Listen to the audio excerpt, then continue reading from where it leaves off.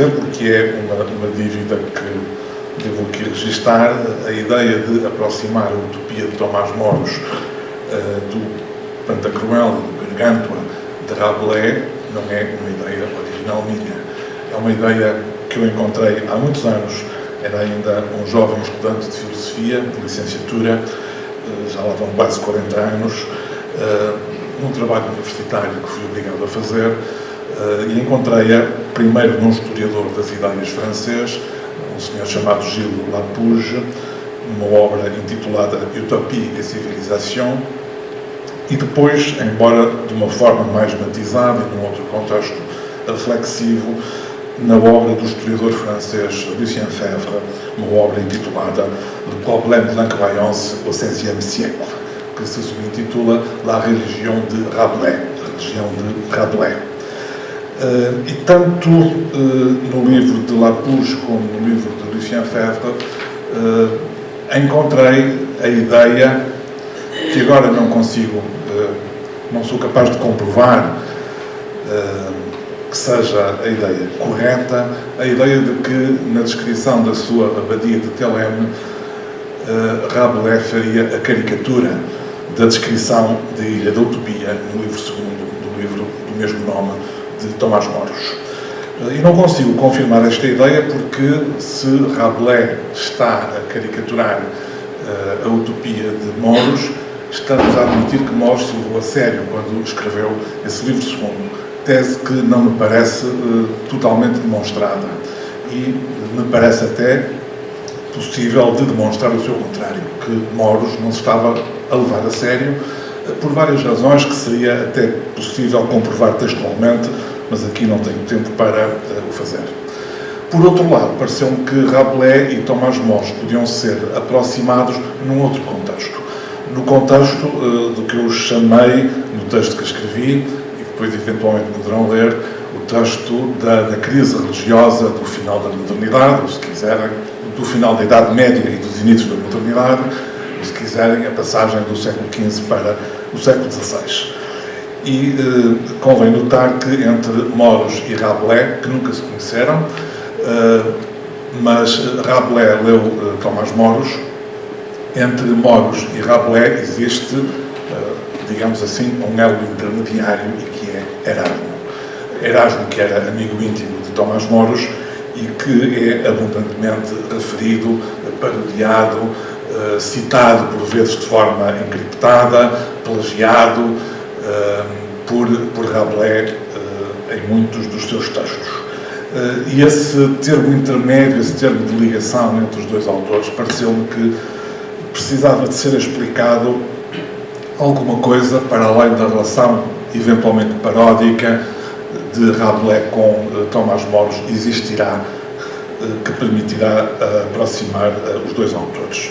E a mim pareceu-me que tanto um como o outro, apesar das diferenças, propunham uma solução parecida, não inteiramente coincidente, como é evidente, mas parecida, até porque os registros literários de um e de outro são registros completamente diferentes, parecida para a crise religiosa e também social e política dos inícios da modernidade.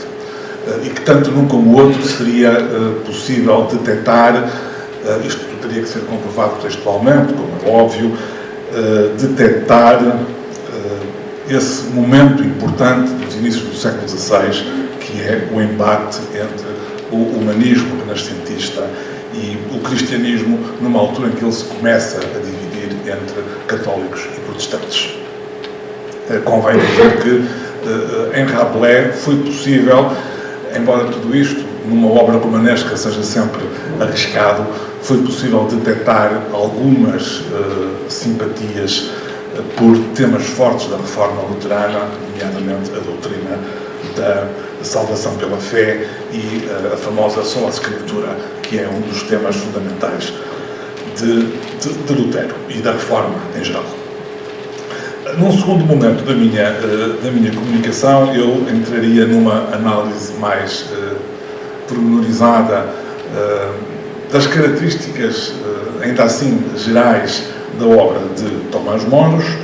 É por ele que eu começo, mostrando algumas diferenças que me parecem notórias entre este tipo de projeto utópico que nós encontramos no livro segundo da Utopia e projetos semelhantes ou com os quais podemos aproximar o projeto de Moros no século XVI, no século XVII e no século XVIII, desde a Nova Atlântida, que vai ser objeto da comunicação seguinte, que eu aguardo com muito interesse, até, por exemplo, Saint-Simon e Fourier, já nos inícios do século XIX. Há semelhanças, há diferenças. Em Moros não existe, por exemplo, o entusiasmo profético que nós encontramos em alguns utopistas do século XVI. Não existe, por exemplo, aquilo que é, de alguma forma, já evidente em Francis Bacon e que se acentuará, por exemplo, em Saint-Simon e em Fourier, um certo frenesim do louco e do entusiasmo pela técnica. Moros é muito mais reservado, muito mais modesto, muito mais contido, se quiserem, nas afirmações que faz sobre isso. Não há também em Moros nenhuma nostalgia sobre o que poderíamos chamar de uma forma popular os bons velhos tempos. Eu propunha aqui uma comparação entre o que diz Moros na Utopia e o que diz Platão no Crítias, quando compara Atenas com a antiga Atlântida. Essa nostalgia de um tempo, de uma idade de ouro, de um tempo passado, não existe, ou não parece existir em Tomás Moros. Enfim, há todo um conjunto de diferenças que eu aqui não tenho, obviamente, tempo de vos estar a mostrar, mas que depois ficará para o texto que eventualmente venha a ser publicado. Analisando também a Utopia, parece-me a mim existir um contraste relativamente notório, para quem não se centra no livro segundo, entre o livro primeiro e o livro segundo. A utopia propriamente dita, ou seja, a descrição do modo de vida, da organização social da Ilha da Utopia, é feita no livro segundo. E é feita por um imaginário navegador, companheiro do descobridor Américo Vespucci, chamado Rafael Hytloday. Aliás, é um nome curioso. Todos os nomes da Utopia merecem uma análise pormenorizada. Hytloday, eu não cheguei lá diretamente, o meu grego não é tão bom quanto isso, mas alguns comentadores ajudaram-me a perceber que Hytloday significa etimologicamente aquele que vem de disparates. Portanto, o livro segundo da Utopia talvez não seja para levar tão a sério quanto alguns intérpretes o terão levado. E penso que começam a compreender a minha tese inicial. Rabelais parodia Moros se aceitarmos que Moros se leva integralmente a sério. Ou seja, se aquilo que diz Moros no livro segundo não for já uma paródia, como me parece que em grande parte é, Rabelais talvez não parodie tanto Moros como alguns intérpretes dizem. Esse livro primeiro é um livro curioso, um livro interessante, porque, retomando algumas teses de Platão sobre a legitimidade, a oportunidade, a pertinência, a vantagem da intervenção do filósofo na vida política, fazem-no de uma forma que eu diria, utilizando talvez uma expressão um pouquinho apressada, de uma forma mais otimista do que Platão. Ou seja, Moros não só admite essa legitimidade, como diz que ela pode ter sucesso em algumas circunstâncias. E, a esse propósito, eu aproveitaria para vos ler uma pequena citação da Utopia, justamente do livro primeiro, onde Moros diz, o contexto é uma referência a Platão, não tenho aqui tempo para explicitá-la, mas Moros diz assim: mesmo se não podes erradicar ideias perigosas ou remediar os males estabelecidos, isso não é razão para voltares as costas ao corpo político. Não deves abandonar o navio simplesmente porque não podes dirigir os ventos. Aqui também, como reparará, uma citação um pouquinho distorcida de Sêneca. E o livro primeiro é sobre isto. O livro segundo já não é sobre isto. O livro primeiro é justamente sobre os problemas que a intervenção do filósofo na cidade pode resolver. Os problemas que um dirigente político, informado pela filosofia, suficientemente prudente, suficientemente hábil, suficientemente culto. Um pouco, aliás, como Platão acaba por dizer no Político, quando de alguma forma corrige a exigência que colocava na República e na Carta Sétima do rei filósofo, do filósofo rei, do político Platão, já não diz exatamente a mesma coisa, e certamente que Tomás Mores, que era um grande leitor de Platão, terá encontrado essa ideia que ele há desenvolvido. Mesmo que não haja um filósofo rei, ou mesmo que os reis não sejam filósofos, é possível educá-los, é possível encontrar um bom legislador que saiba resolver de uma forma razoável, satisfatória, sempre provisória e contingente os problemas humanos. O livro segundo já não é sobre isto. O livro segundo, digamos assim, dá por resolvidos os problemas que o livro primeiro coloca e apresenta-nos uma sociedade onde eles estão resolvidos. Pelo menos, hipoteticamente, estarão resolvidos. E, portanto, a transição entre as questões colocadas no livro primeiro e a resposta dadas a ela no livro segundo é uma transição que me parece que Mores não faz e provavelmente também não quis fazer. Isto implicaria uma outra discussão. Eu estou a elaborar um trabalho mais vasto de comparação entre Mores e Maquiavel e nesse trabalho mais vasto que eu estou a elaborar, uma das coisas que pretendo demonstrar é justamente isto. Mores coloca certos problemas para os quais não apresenta caminhos para a solução e, portanto, apresenta uma sociedade onde eles estão dados antecipadamente por resolvidos, enquanto Maquiavel procura justamente fazer o contrário, ou seja, mostrar como se podem resolver certos problemas que a vida social e política, as questões de poder, as questões de legitimidade do início da modernidade colocam. Vou perguntar quanto tempo ainda tenho. 10 minutos. 10 minutos, muito obrigado. Então penso que a partir daqui poderia fazer a leitura do meu texto, começando justamente na análise do livro segundo da Utopia e depois mostrando a reação de Rabelais a esse livro segundo. Um projeto reformador com as características do que é apresentado por More só poderia desencadear os sarcasmos de Rabelais. Eles parecem visar, em primeiro lugar, um aspecto essencial do projeto de More exposto no livro segundo, a saber, a regulamentação pormenorizada de todos os momentos da vida, incluindo aqueles que hoje reservaríamos para uma esfera estritamente privada. Rabelais, todavia, não enfrenta diretamente as questões de natureza social e política tratadas por More, de cuja obra retém, sobretudo, os aspectos caricaturais. Se Gargantua oferece, como veremos mais adiante, o contraponto da utopia, tese que teria que ser aprofundada, falo sem oferecer uma solução para os problemas que More colocava no livro primeiro. Poder-se-á dizer, embora não seja certo, que More pensava que tais regulamentações teriam um caráter apenas provisório e que, uma vez todos educados no espírito utopiano da cidade ideal, tais regulamentações estariam destinadas a desaparecer. É uma ideia semelhante que pode ser encontrada em muitos autores.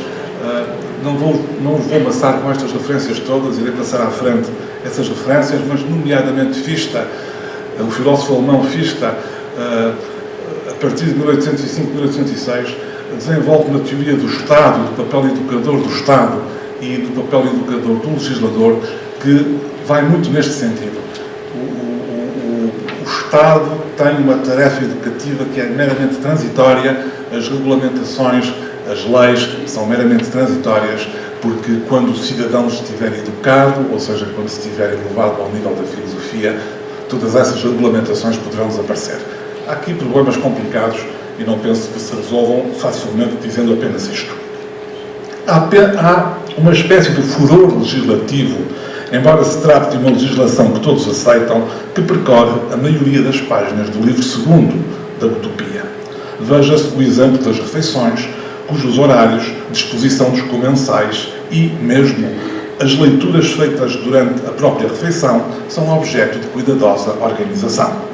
As viagens do interior da ilha são também objeto de vigilância e necessitam de autorização. As relações sexuais pré-matrimoniais são severamente castigadas e as razões apresentadas por More para tal acontecer são, no mínimo, curiosas. Quem mantiver relações sexuais fora do casamento, afirma, poderá retirar delas tanto prazer que jamais pensará em contrair um matrimónio estável. Não pronuncio sobre esta razão, obviamente. Todavia, More propõe que, antes do casamento, os membros do futuro casal se observem nus, devidamente acompanhados de um homem e de uma mulher escolhidos para o efeito, pois reconhece que, quando apenas o rosto é visível, muitos defeitos corporais podem ser escondidos, que mais tarde serão sentidos como fonte de insatisfação pelo casal. Todavia, nada disto impede More de criticar, pela boca de Raphael Ritloday, obviamente, a legislação do seu tempo, demasiado extensa para poder ser lida e demasiado complicada para poder ser entendida.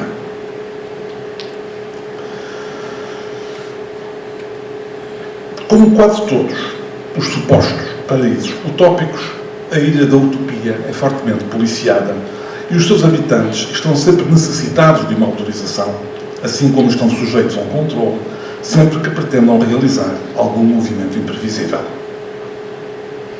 Este controle das vidas e dos corpos teria de se estender, como vimos mais acima, à vida sexual e à alimentação. More, aliás, corretamente, penso que se pensar sobre o que diz sobre o assunto, só as pode encarar, a vida sexual e a alimentação, como uma forma de subtrair tempo ao trabalho e de despender energias que poderiam ser empregues ao serviço de todos. Por isso, trabalha-se muito na Ilha da Utopia. E é um sobreproduto social de tal forma abundante que ninguém tem necessidade de pedir, pois a distribuição pode ser feita em bases igualitárias.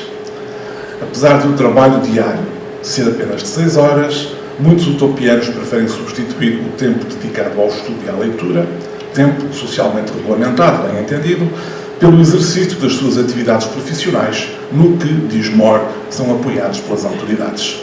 E se, às 24 horas do dia, subtrairmos as 8 horas de sono, igualmente regulamentadas, as 2 horas de sesta, igualmente obrigatória, e as horas de refeição, verificamos que ao trabalho é dedicada uma percentagem elevada da totalidade do tempo disponível. À primeira vista, pelo menos, existe um singular contraste entre este modo de vida na Ilha da Utopia e o da Baía de Theleme, descrita por Rabelais no seu livro Gargantua. Ora, se na Ilha da Utopia temos o tempo como que imobilizado, tudo está regulamentado, antecipadamente sabemos aquilo que alguém pode e irá fazer, há uma espécie de perpétua repetição do idêntico, uma pálida imagem do que é a passagem real do tempo, em Theleme temos exatamente o inverso. Sobre as regras de Theleme, cito apenas uma passagem muito conhecida do capítulo 57 de Gargantua, em que Rabelais diz: toda a sua vida, a dos habitantes de Theleme, estava regida não segundo leis, estatutos ou regras, mas sim de acordo com a sua vontade e o seu livre-arbítrio. Levantavam-se da cama quando lhes apetecia, bebiam, comiam, trabalhavam, dormiam, quando sentiam o desejo disso. Ninguém os acordava, ou os forçava a beber ou a comer, ou a fazer qualquer outra coisa. Assim o tinha estabelecido Gargantua. Na sua regra, trata-se de uma abadia, uma caricatura de alguma forma, de uma abadia. Na sua regra não havia senão uma cláusula: faz aquilo que te apetecer. Fais que tu voudras, diz o francês. É curioso notar, porém, que Rabelais faz a sua abadia reproduzir alguns tiques da utopia de More. Daí eu ter perguntado no título da comunicação se os universos eram complementares ou contraditórios. More confessa, no final do relato fictício de Raphael Ritloday, que muitas práticas dos utopianos lhe parecem absurdas. Julgo ser esse absurdo que Rabelais quis também mostrar, procedendo à sua caricatura. Se, na utopia, por exemplo, se afirma que apenas um conjunto de regras escritas poderá conduzir os homens à prática de ações nobres e virtuosas, Rabelais afirmará, pelo contrário, que a nobreza e a virtude são naturais e que todos os homens estão naturalmente inclinados para elas. Se, por outro lado, uma educação virtuosa deverá, na Ilha da Utopia, ter como efeito o facto de ser objeto de reprovação coletiva que em violar as normas e as regras estabelecidas, ao invés, em TLM, se alguém transgredir os princípios das ações virtuosas, por exemplo, se em vez de se manter abstémio, alguém disser a todos, bebamos, será seguido por todos nessa transgressão. Todavia, creio que há um nível mais profundo, e estou já muito perto do final da minha comunicação, no final desta página, há um nível mais profundo que nos exige proceder a um outro tipo de aproximação entre os dois autores. More, tal como Erasmo e Rabelais, encontram-se religiosamente situados. Era o meu tema no início desta conferência. Lembremos que Gargantua é publicado no ano da decapitação de Thomas More. More leu os adágios de Erasmo com o mesmo entusiasmo com que Rabelais, alguns anos mais tarde, lerá os colóquios do mesmo Erasmo. Muitos episódios destes últimos puderam ser detectados na obra do escritor francês. A religião de More, de Erasmo e de Rabelais tem muitos pontos de contacto. É certo que, literariamente, More e Rabelais são muito diferentes. O primeiro, fortemente influenciado por Luciano de Samosata, o segundo, pelo romance heróico e sentimental que prolonga nos inícios do século XVI, em França, do gosto medieval. E se um tema como o da viagem é comum aos dois autores, a significação da viagem é provavelmente muito diferente num e no outro. Na Utopia de More, Raphael Hitloday navegou para encontrar, no outro lado do mundo, a ordem e a harmonia não encontrada na Europa. Já no romance de Rabelais, Panurgo, um dos personagens do romance, viaja para encontrar a resposta para uma questão aparentemente trivial. Não está à procura da virtude. Panurgo pergunta, deverá um homem casar-se ou não? E, decidindo casar-se, não correrá o risco de ser enganado pela mulher? Mas, rapidamente, a sua viagem se transforma em errância. Panurgo não vai para lado nenhum, se quiserem. Perde-se o horizonte da pergunta inicial e a resposta por fim encontrada não é uma verdadeira resposta. Mais nosso contemporâneo, talvez, do que More, e por isso mesmo muito menos moderno do que ele, Panurgo faz a experiência da incerteza, da fragilidade e da contingência. O que aproxima estes dois autores, porque eu penso de facto que é uma aproximação possível, o que transforma a obra de um e de outro numa tentativa de resposta à crise religiosa, social e política também, do início da Idade Moderna, deve ser procurado no outro lado e não nestes aspectos mais ou menos caricaturais. Ambos preconizam uma espécie de cristianismo sem cerimónias faustosas e sem fórmulas, cujos dogmas se reduziriam àquilo que todos os homens de boa vontade pudessem compartilhar. Rabelais, talvez aqui mais próximo de Erasmo, pelo menos do Erasmo que escreve o Inquiridium Militis Christiani, do que o próprio Tomás More, encarando mesmo a possibilidade de um futuro cristianismo sem dogma. Muito obrigado.